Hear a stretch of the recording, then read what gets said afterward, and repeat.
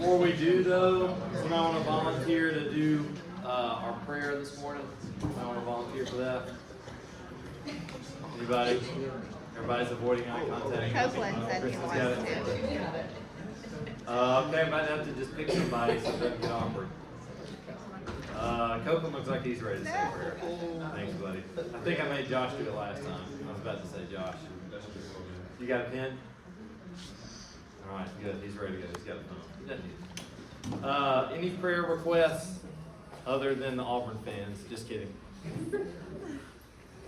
Any prayer requests? Yes, sir.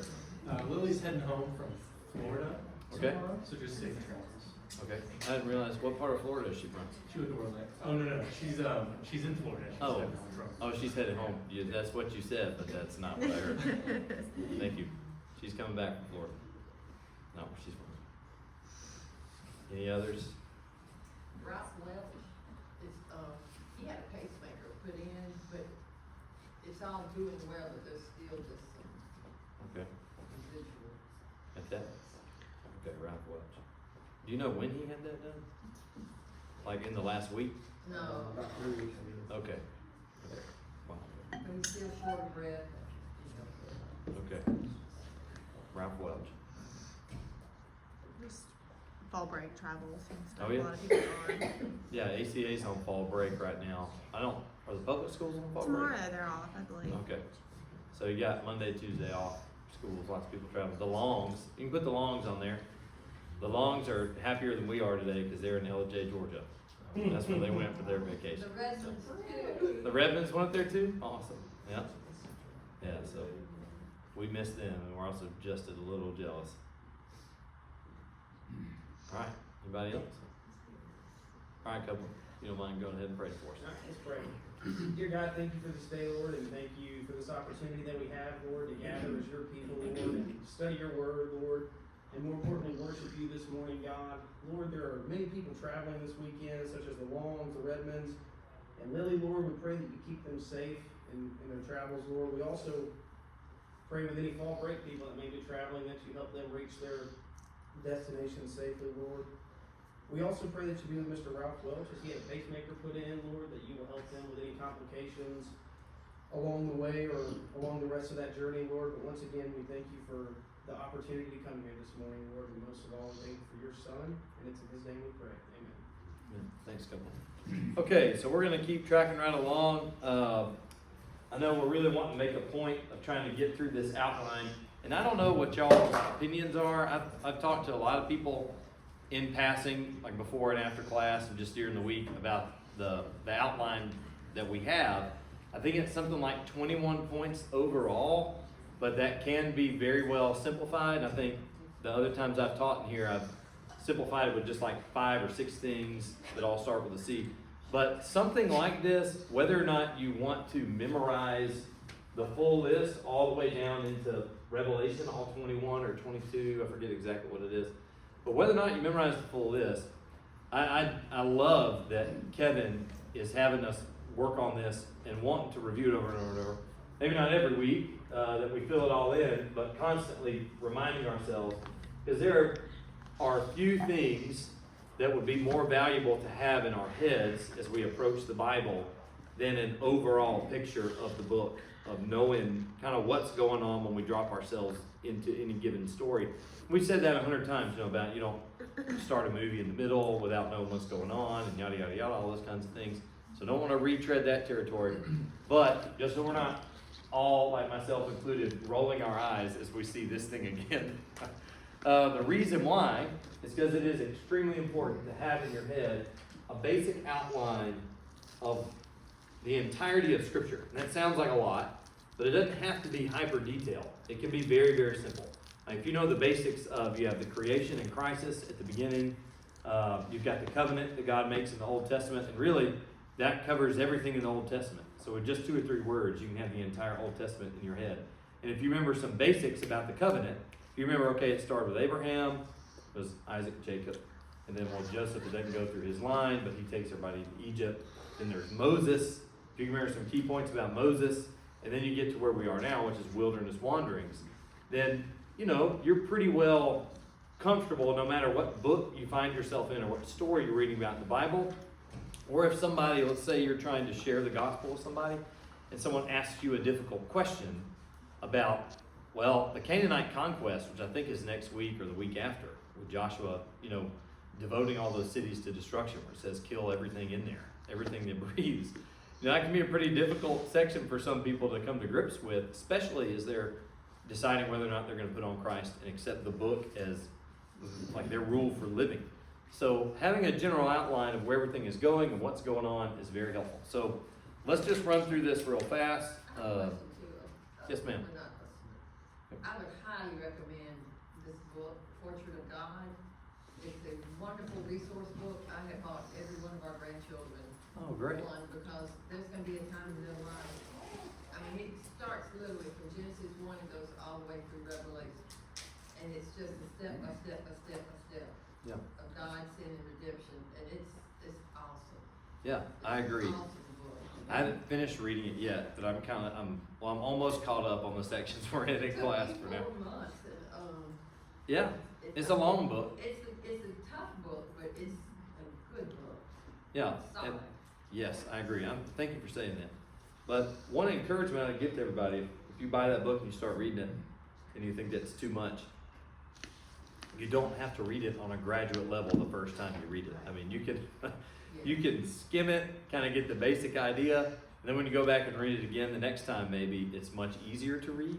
So not as intimidating, maybe, but you're right. It is it's long at least, so it tests your endurance with the reading, that's for sure. But it's very good. It's very good. Awesome.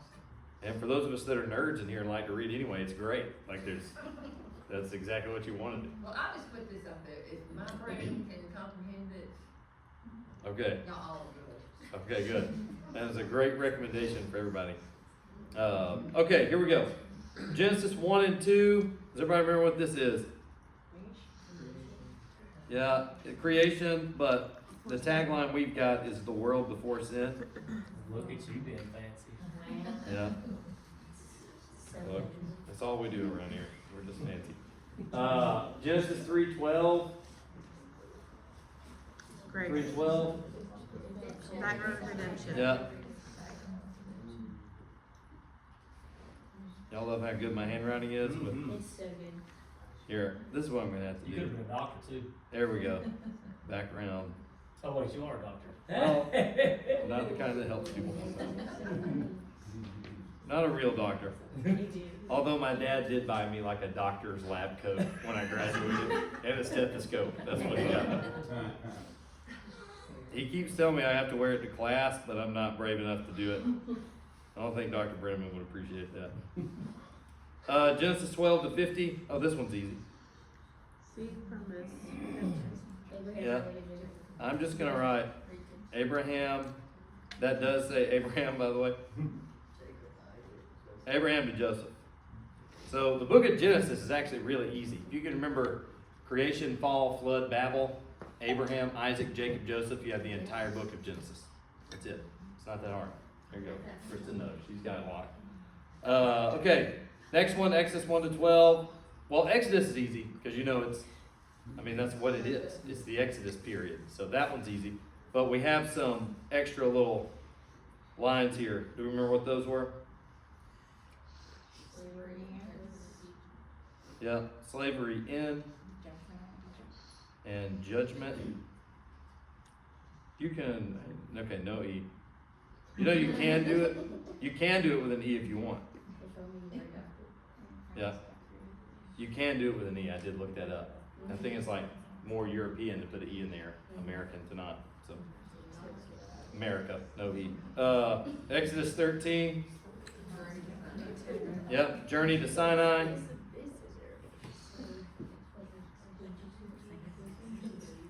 The next one, Exodus 19 to number 10. This one's easy. 1 year at Sinai. And then the sections from Numbers that we've covered so far. Numbers 11. Remember, when they get to the promised land, they're not allowed to enter.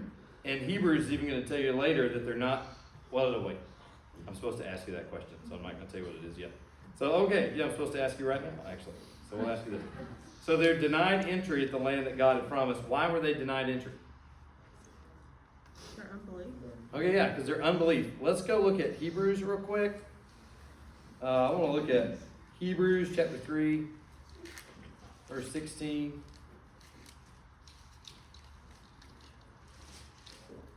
We'll make this bigger so everybody can see it. Can everybody read that? Or does it need to be bigger? I'll make it bigger. Whoa. All right. No, we don't need the KJV large print. We're fine. Okay, here we go. Can somebody read 16 to 19 for us? For who were those who heard and yet rebelled? Was it not all those who left Egypt led by Moses? And with whom was he provoked for 40 years? Was it not with those who sinned, whose bodies fell in the wilderness? And to whom did he swear that they would not enter his rest, but to those who were disobedient? So we see that they were unable to enter because of unbelief. Okay, so why didn't they enter the promised land? Unbelief. Unbelief. Anything else you see there? Unbelief in terms of what? How do we know they were unbelieving? Disobedient. Oh yeah, so notice that like disobedience and unbelief and let's see, sin, rebel, like all these are used in the same way in this passage. So when it says they're not able to enter because of unbelief, it doesn't mean that, well, it's, oh, this passage gets brought up a lot in like the faith only or, you know, faith and then the actions becoming a faith and all that kind of stuff. But you'll notice here that the belief is hooked to the actions. So the disbelief and the disobedience and rebellion and sin, those things are hooked together. And it really doesn't make any sense to try to remove those from one another as if the obedience and the belief are somehow separate entities that you can maybe have one without the other. Now James will talk about that as an absurdity in James chapter 2. And he'll say, well, no, if you have a belief or faith without works, it's dead. Like, because they go together. Just as the body without your soul is dead, faith without works is dead. These things are meant to go together. So they fall because of unbelief. They're not willing to trust in God enough to keep them during their time. So what was their punishment again? Yep. How long did they stay in the wilderness? Everybody knows this, right? 40 years. I know it's probably too easy to even feel like you want to answer because it's that easy. But do you remember why it was 40 years? This was good review, I thought, the other day. So that generation will die off? So that generation will die off, and there's one other thing. 1 year. Yeah, 1 year for every day the spies were gone. I don't know how many times I've read that. Like, I knew that, but we talked about that last week, Ben. I think you brought that up, and I was like, oh, yeah. I remember that now. So that was a cool detail. That's why you go back and do this again. So we've already said it. Who enters is the next generation. If we have more time, we would read Numbers 14:31. But God tells them, He's like, your little ones, the ones that you complained to me and said they'll die in the wilderness, they're going to get to go in, but you're going to die. So it's opposite of what they thought. It's very ironic, but because of their unbelief and mistrust, they don't even trust themselves with God. They definitely don't trust the lives of their kids to God. They think God's out there to He's just brought them out to kill them. So they're not allowed in because of their unbelief. And then in the section we're in today, 40 years in the wilderness is where we are now. And I got a few things to show you here, and I'm very glad that Colt is here, because Colt knows a lot more about what we're about to talk about than I do. And we don't have too much time to do this, but it's still fun to look at. Just to help you keep things in your head, and I'm going to have Colt sort of evaluate these two maps for us here in just a second. But if you want to know what's happening when they leave Egypt, there's a few different views, and if you Google this, if you find like 10 maps, you're probably going to find 8 to 10 different guesses as to the route of the Israelites. There's also some debates over what exact year it was. Some of them pretty close, but some of them pretty large margin between, was it pretty early or was it kind of late? So there's a lot of debate like on a historical, archaeological level about the Exodus, which is where I'm very much out of my depth, and I'm very glad Colt is here today. But this is, I believe, the traditional one. where they cross the Red Sea up here, at sort of the top of this little wing, and there's like basically a tributary that runs up to the Mediterranean Sea. And Colt, is what we were talking about before class. Apparently, there's like another possible site up here, right? Where it would have been much like swampy, marshy kind of stuff, something like that. And I'll show you the next map, and then let Colt run with it here. Another idea though is that they crossed on this side, over here. This one comes with a few problems though, but Colt, can you give us kind of a rundown to sort of catch us up on some of this stuff? Yeah, let me pop this up real quick. Yeah, go for it. It should just let you take over.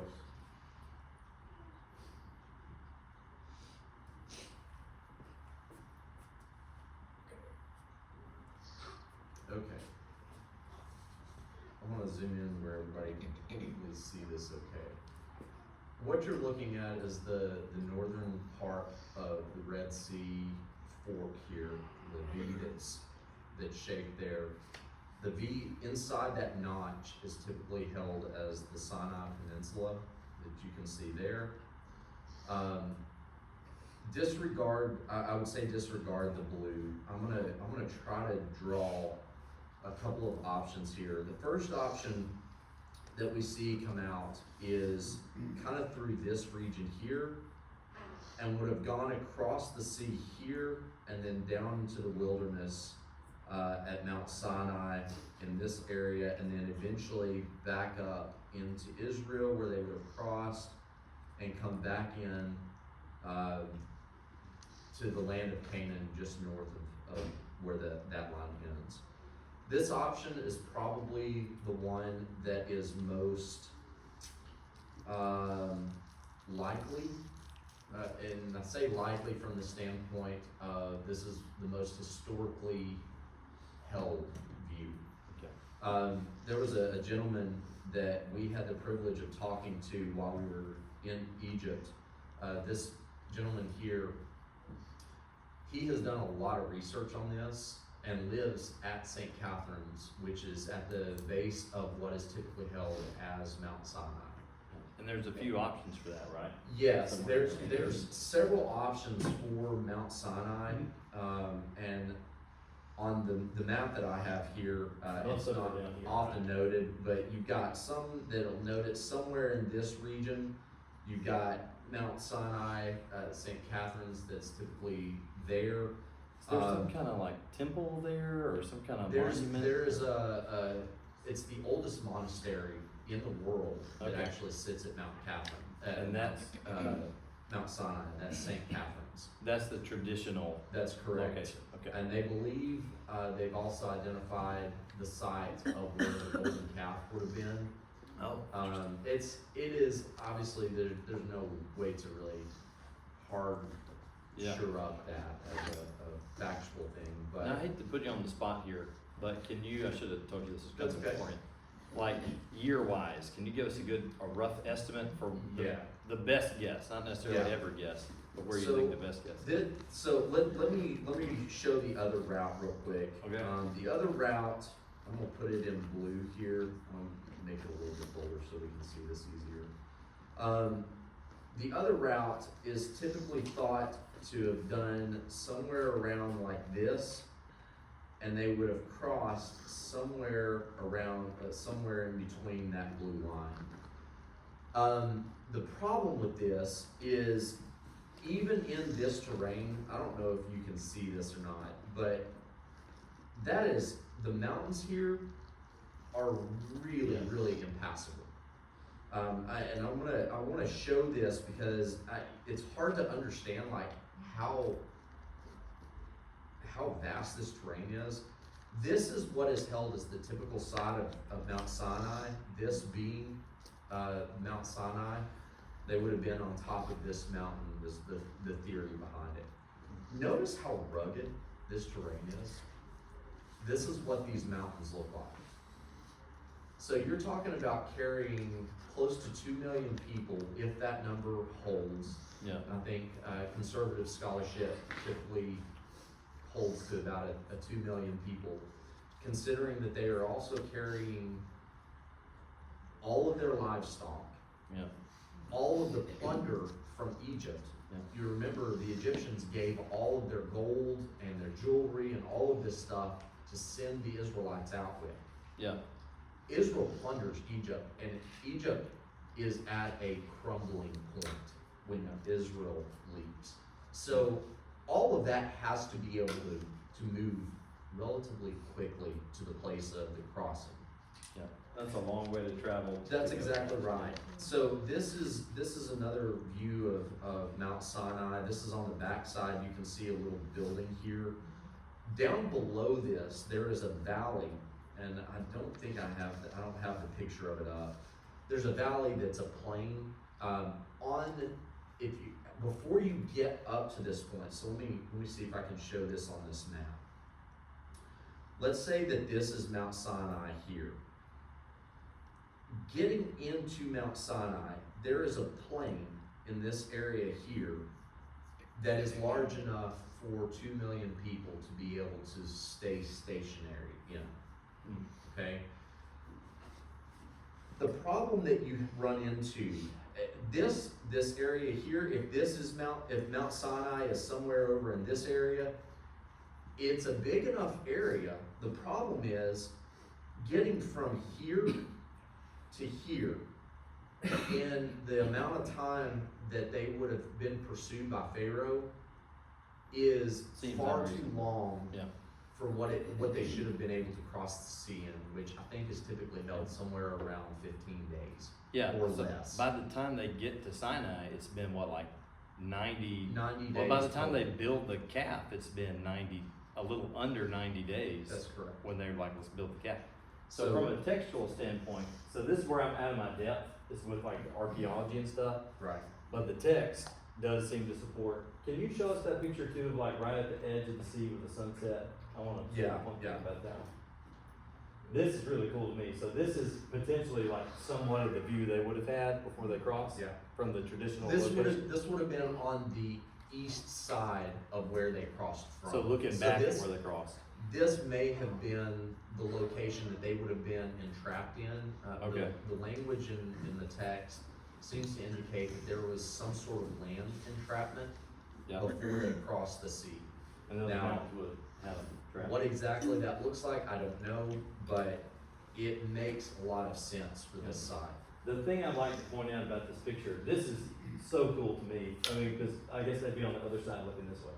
But if you could have had a seat to watch the crossing of the Red Sea, this would have been very likely, we don't know for Yeah. sure, this would have been your spot. Like this would have been your perspective. And to me, that is so cool that, you know, it might not be the exact spot, but it's a good rough estimation. This is what you would have seen, and you would have seen those waters part. Now, where they stacked up dramatic, like in the movie, is one thing, or if they just kind of, you know, pushed to the side, almost like a tide had gone out on both sides. But just super cool. Thanks, Colt. I think that really helps us get, like, it helps at least get us into the mindset of, The last thing I'll Events. mention here Yeah. is that top part, the possible other crossing is up here, what's called the Sea of Reeds. oh And I understand the arguments for it. I'm not sure there's enough support there for me to buy into that. So I typically hold of the Gulf of Suez. Yeah. Gulf of Suez being the probably the best crossing site. for Yeah. it, But I think altogether, that one makes the most sense. Especially, I think the Sea of Reeds one is very much like, and not to nerd out too much, sorry if you're not interested in this stuff, but it's more of like a natural one where it's an easier explanation that the kind of the swampy area just kind of moved back, then that whole sea moved back. So, okay, the other thing I want to show you is this, if this will let me back in. Andrew, I didn't mention, but the Gulf of Aqaba, or the Gulf of Aqaba, Yep. as is held by some, it is a really problematic site. One, because the guy that originally like really pushed that was kind of a kook Okay, and is not an archaeologist. that's good to know. He was very much on. So he's like me, talking about things he doesn't know what he's talking about. He's just doing it anyway. no, much worse. With archaeology. Hey, do you mind fixing that for me, Cole? I can't. Also, I didn't know your first name was Benjamin. Yeah. How about that? Let's go. Okay, well, we'll look on this side. Let me show you this too. I'm sorry for so much of this, but look, and the reason I do this is because when I approach something like numbers, just connect again, then I'll try to connect again. That's what we're trying to do. And if that doesn't work, There you then go. See if that. we'll just watch whatever movie this thing has up for us, Storm. Where's the remote? Anyway, that numbers graphic up there, if you've heard of the Bible Project is very good at giving you quick summaries of biblical books. This one's really good. The thing I want to point out though, to kind of catch you up to where we are, with that map, if you got in your head the journey they took to get up there to just outside the land of Canaan, Numbers is going to give you this. They get to Mount Sinai, a couple chapters, they're in the wilderness of Paran, however you want to say it. Then they travel, and then they're in the plains of Moab, and that's where you get in the book of Numbers. So that's a pretty easy way. If you have that map in your head, then you know what's in Numbers. I hope that makes sense, at least to somebody else in here but me.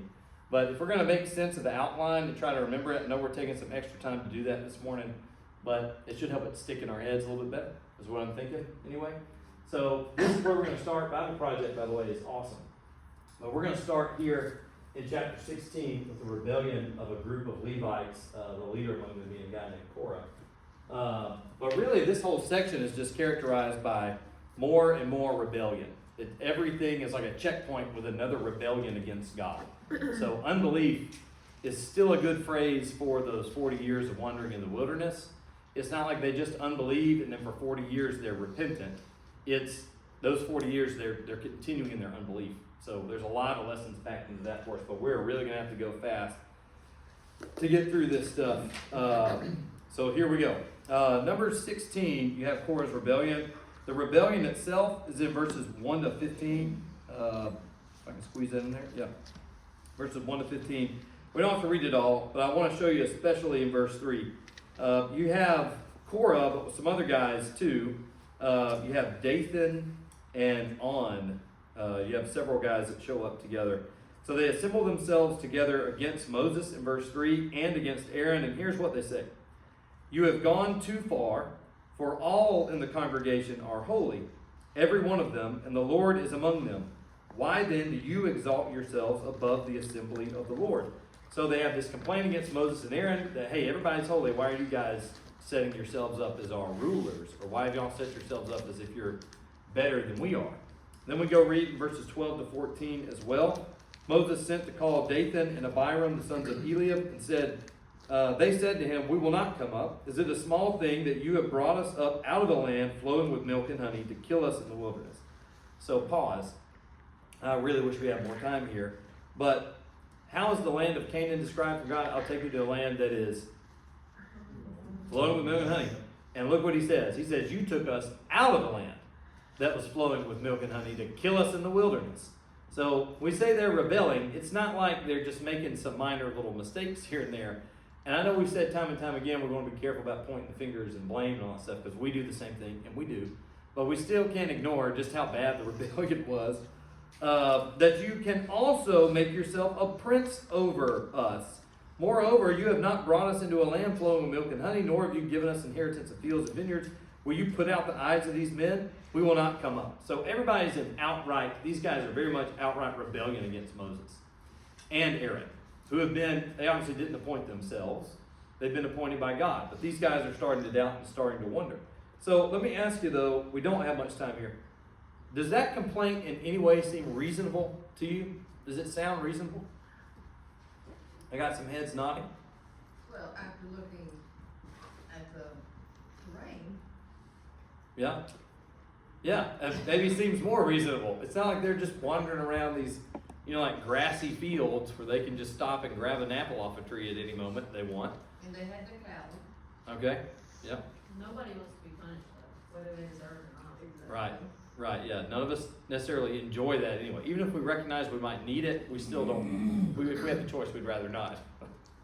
Not have to go through the consequences and feel that punishment. So what parts of this are reasonable, do you think? And I got to be careful here because we really got to move. But I think this is worth drilling down on, at least. I mean, they were already there. Okay, yeah. They're already there. You think it's reasonable to kind of be cynical and think, Moses led us out of here, and now Moses and Aaron have kind of like, they're the only ones that can talk to God. We can't talk to God. He just gave us this whole law because we have to all be holy. We're keeping the law, so that means we're all holy. And now Moses is still saying I got to listen to him. Like something's not right here. Maybe Moses has fabricated the whole thing. Maybe there is no God, and Moses has just done like smoke and mirrors to make us think God's there. And it's just Moses and Aaron that they've got us out here, and they don't know what they're doing. They're going to kill us. So that seems to be their attitude. And what's funny to me is that's even the attitude that some interpreters of the Bible take today, is that Moses and Aaron were just really, really intelligent con men that had like some kind of ability to make it look like they were smoking fire on a mountain, and so they fooled a whole bunch of people. Wizard of Oz. Yeah, just like Wizard of Oz, basically. So it's interesting that still lingers today. But, so maybe part of it was reasonable, but where did they go wrong in their complaint? What did they do wrong in complaining? What was the big problem with that? Because we might think on the one hand, power usually corrupts people. So if you have anybody in charge that's got that much power, you might be skeptical. Some of us would be anyway. That happened today. I think they're getting wrong with they're just saying that they're not trusting Moses and Aaron. Yep. Like if God trusted Moses and Okay, yeah. Aaron, then they should. There you go. That's where they've lost it. Is over and over again, it's not Moses, it's not Aaron, it's God that they're not believing in. So that unbelief that we just read about in Hebrews is the disease. It has different symptoms, but the disease all throughout is unbelief and not a willingness to trust God.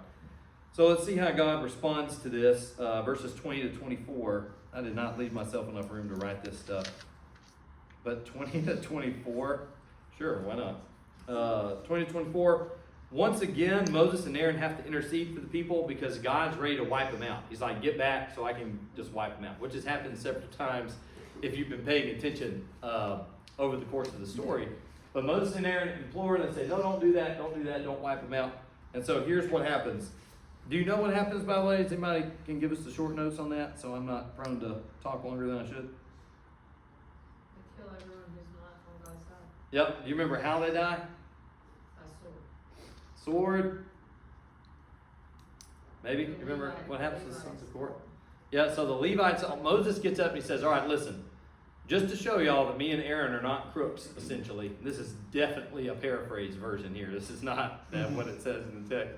But the essentially is, so you know that we're not lying to you, where your criticism is not valid. We are from God. If we are from God, then something new is going to happen, and the earth is going to open up, and it's going to swallow all of you guys that are rebelling against God. And so he tells everybody, get away from them, get away from their tents, get away from their tents. God's about to punish them. And so what happens? Well, the earth opens up, and they all fall in. So you can... I know they do these illustrations that make it seem a little goofy, but there you go. There's the picture they give you. This is a completely accurate historical representation of what happened with the sons of Korah. But yeah, the ground opens up, and everyone who rebels against God falls in. So they are punished for their unbelief. Okay, what are we learning about God here, by the way? This is portrait of God, so we need to be reminding ourselves what we learned about God with these rebellions and God's responses. His initial response was, "Get back, Moses and Aaron. I'm gonna do this to all of them, not just the Levites. All of them are going to be consumed." Moses and Aaron implore God, so God relents, but then God holds the guilty accountable. So what have we learned about God? Very quick. Just. Yeah, he's just. And he's also, you remember all those passages? God is a merciful God, abounding in love, abounding in steadfast love. He's slow to anger. But then the last part of that verse is, but he will by no means clear the guilty. So we've learned that God is loving, God is merciful, he is gracious, but he will by no means clear the guilty. He's also just. Because he is just, he has to punish sin. And because he's merciful, he has to forgive sinners. Well, I'd say because he's just, he does both. Because he's righteous, he must punish sin. Because he's just, he'll do both. He'll both forgive and he will punish. But what's interesting is the only piece in the middle of that is we're not saying you can earn your salvation here, but it's usually dependent on someone's response to God. So if the people are faithful to God, there's no wrath of God coming to them. And even when people are subject to the wrath of God, how they choose to respond to God's, judgment is going to determine what happens to them next, especially when we get to the prophets, but we won't say much about that now. Okay, so the same thing happens here. And you really can outline the rest of the book of Numbers this way. Just, what's the rebellion? What did God respond? And then how were they punished? You could do that for the rest of the book. But we're not going to do it exactly that way. The next one, this time a group of people agree with the rest of so if you picture everybody dies in that horrible scene, I imagine it's very tragic. And what they say in verse 41 is, you have killed the people of the Lord. Like, you haven't done well. Now, not only are they kind of agreeing with them, they're thinking, okay, well, you guys murdered them because they rebelled against you. You're going to murder us if we rebel against you too. So there's more and more unbelief, not much worry about God. The rebellion is different, but you can look in verse 45. The response is the exact same. God says, get away from these people. In other words, I'm about to wipe them all out. You guys need to put some space in between you and them. Moses and Aaron again intercede for the people. Then you have another punishment in verses 46 to 50. This time it's a plague. A plague breaks out, and then Aaron has to go and atone for their sins by carrying this censer through the camp that's burning some incense, and like the smoke apparently heals people of the plague. There's a picture of it in that card thing. Oh, there was? Mm-hmm. Okay, perfect. At risk of time. Is it up here? No, you got right there where you were. Whoa. Hang on. Can you see it? Zoom in right there. Zoom in on the hole. Zoom in on him getting consumed by the thing. Oh, yeah, there's one of them. Yeah, so something like that. Yeah, Aaron has to go through the camp with that and heal people of the plague. Does anybody know how many people died in that plague? 14,700 people died in this rebellion, in this plague. There's already been a few before this. There's going to be a few more after this. So we're still learning that key thing about God. What we're learning about his people, though. They're hard-headed. What do we think we might be learning about ourselves here, too, is really important. Okay, so the next thing in number 17, this is, I don't know if this is a super popular story. I would ask how many of us are familiar with this, but I don't want to put anybody on the spot. It's a story about Aaron's staff budding. So essentially, what's going to happen next is sort of a response to these rebellions. We're going to say, all right, Aaron is my priest. This is God's decision, not Moses and Aaron's conspiracy. And so they tell everybody to get a staff, bring it forth, and whoever's staff buds overnight, that's the one that God has chosen. So it's another sign that obviously Moses can't do this by himself. God's going to be the one that does it. So they take a bunch of sticks, they put them down, and they wait overnight to see whose staff is going to bud. And as you probably know, Aaron's staff was the one that budded. So God is answering the complaint of his people and saying, no, Moses is not just pull the wool over your eyes. This is me, and Aaron is my priest. So you're going to respect the priesthood of Aaron. You're going to respect the lineage of Aaron. So that happens in chapter 17. But then I want you to, can somebody read the last two verses of chapter 17? You got 5 minutes to do about 40 minutes of material. Then the sons of Israel came to Moses, saying, behold, we perish, we are dying, we are all dying. Everyone who comes near to the tabernacle of the Lord must die. Are we to perish completely? Okay, so their response to all this is, what are we supposed to do? Because we're not holy enough to be in the presence of God. Are we all just going to die? Is that our fate now? We've been brought out of the wilderness, maybe we're not going to starve to death, but we're going to be killed because God's too holy for us to be in front of. So really what comes next is the response to that question. How can we stay with that kind of God? Well, really the whole law is answering that question. This is how you stay in the presence of this God. And if God's going to dwell among you, this is how you're going to be. Yep. There's a 5 minute. You have 3 minutes. Okay, so let's just keep going. Then you get the duties for the priests in chapter 18. You get laws for purification in chapter 19.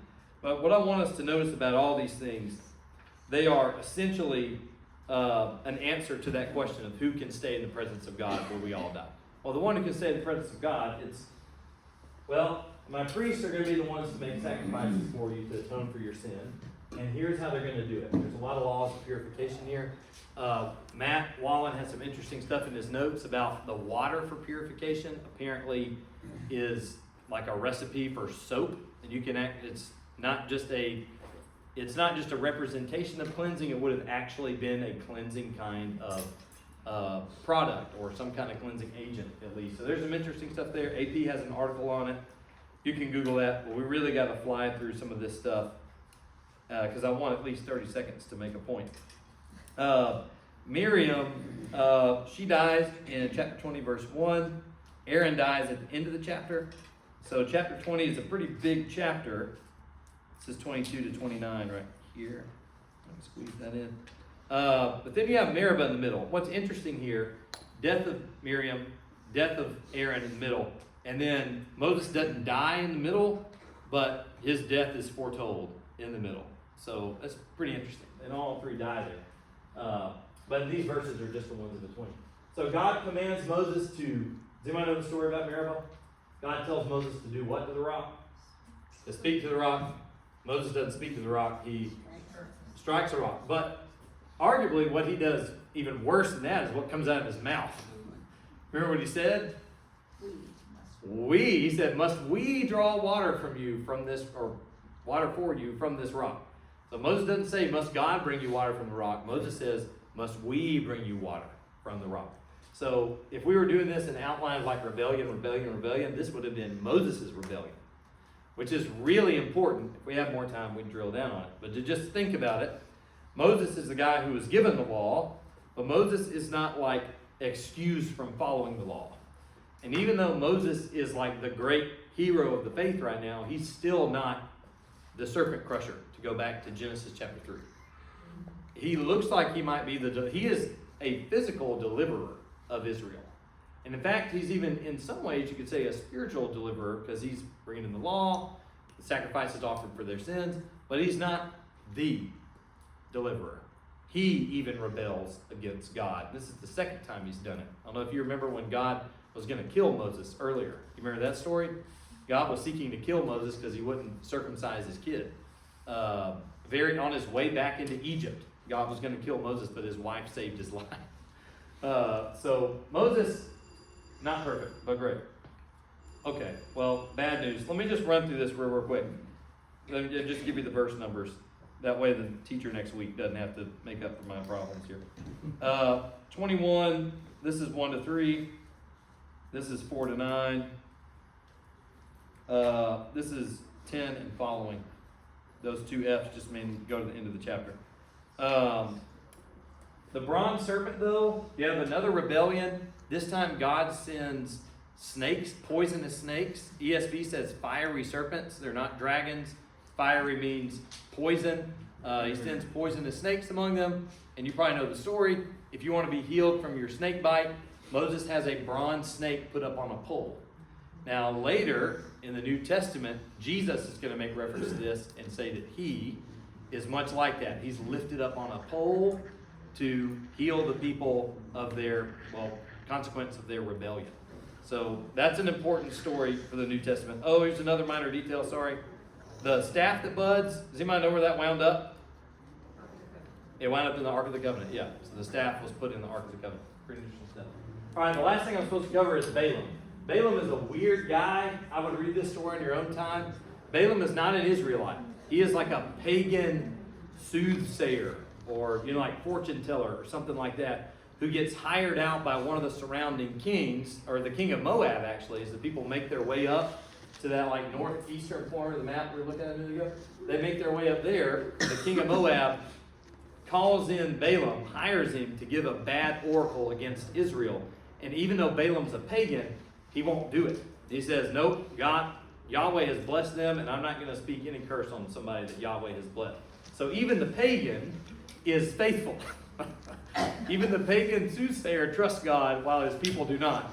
And that's the story of Balaam's donkey and all that stuff. You can read that in here. All right, any comments or questions? But we did make it. Don't you know that when Moses struck that rock and said, "Wait," how many conspiracy theories he fueled with that? Yeah, maybe so. You're right. Because there were already plenty running around. Yeah. All right, thanks, everybody. Sorry we went so fast.